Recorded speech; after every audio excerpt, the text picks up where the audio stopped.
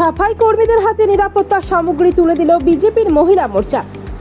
দীর্ঘদিন ধরে অবহেলার অভিযোগ ওঠা দুর্গাপুর নগর নিগমের সাফাই কর্মীদের পাশে দাঁড়ালো বিজেপির দুর্গাপুর পূর্ব মহিলা মোর্চা।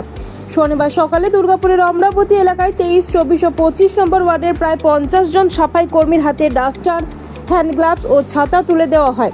দুর্গাপুর পূর্ব বিধানসভা 3 নম্বর মণ্ডল বিজেপির মহিলা মোর্চার উদ্যোগে এই কর্মসূচির আয়োজন করা হয়।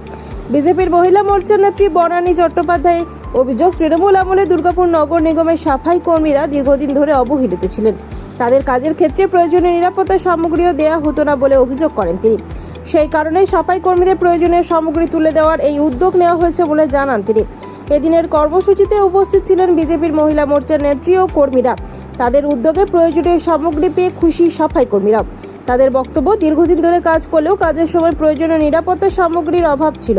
এই উদ্যোগ তাদের কাজে অনেকটাই সুবিধা করবে। বনানী চট্টোপাধ্যায় জানান, আগামী দিনে সাফাই কর্মীদের কাজের নিরাপত্তার পাশাপাশি তাদের সুরক্ষার বিষয়টিও গুরুত্ব দেওয়া দেখা হবে। তাদের দাবি, ভবিষ্যতে বিজেপি সরকার সাফাই কর্মীদের নিরাপত্তা ও কল্যাণের বিষয়ে আরও সদর্থক ভূমিকা নেবে। নির্মল বন্ধু, আমরা বাড়ি বাড়ি ডাস্টবিন তুলি। আজ এই ছাতাটা পেয়ে কতটা খুশি? অনেক খুশি হয়েছি, ধন্যবাদ।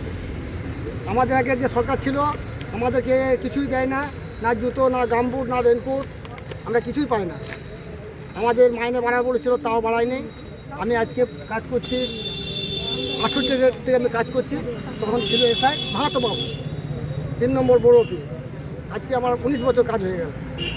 দুর্গাপুর পূর্ব 3 নম্বর মণ্ডল মহিলা মোর্চার পক্ষ থেকে আমরা ওই 23 নম্বর ওয়ার্ড আর 25 নম্বর ওয়ার্ডের গোটা 50টা মানে যারা আমাদের বাড়ি থেকে ডাস্টবিন নিয়ে যায় তাদেরকে আমরা ডেকে পাঠিয়েছিলাম। তাদেরকে আমরা একটা করে ছাতা তুলে দিলাম, কারণ বর্ষাতে ওদের সকালবেলায় দেখেছি আমাদের খুব অসুবিধা হয় যে ওরা বৃষ্টির মধ্যে ভিজে ভিজে, ওদেরকে তো গত সরকারে ওরা না ছাতা না রেনকোট কিছুই পায়নি, সেই অভিযোগও ওরা আমাদের জানিয়েছে। হ্যান্ড গ্লাভস পায়নি।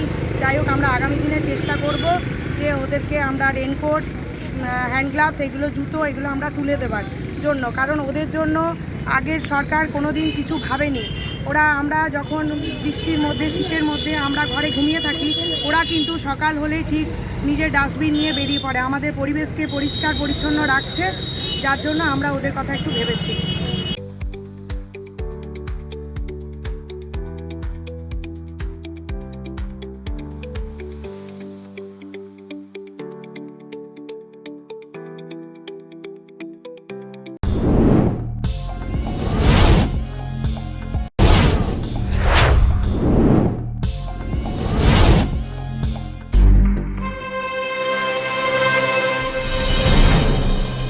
জেলার সমস্যা হোক বা খুশির খবর, শহরের হাহাকার থেকে আপনার ব্যথা, জেলার গর্ব হোক কিংবা জেলার মেধা, গ্রামের অজানা গলি থেকে শহরের ব্যস্ত এলাকা, সব জায়গার খবরের ওপর রয়েছে নিউজ আই 24 ডিজিটালের নজর।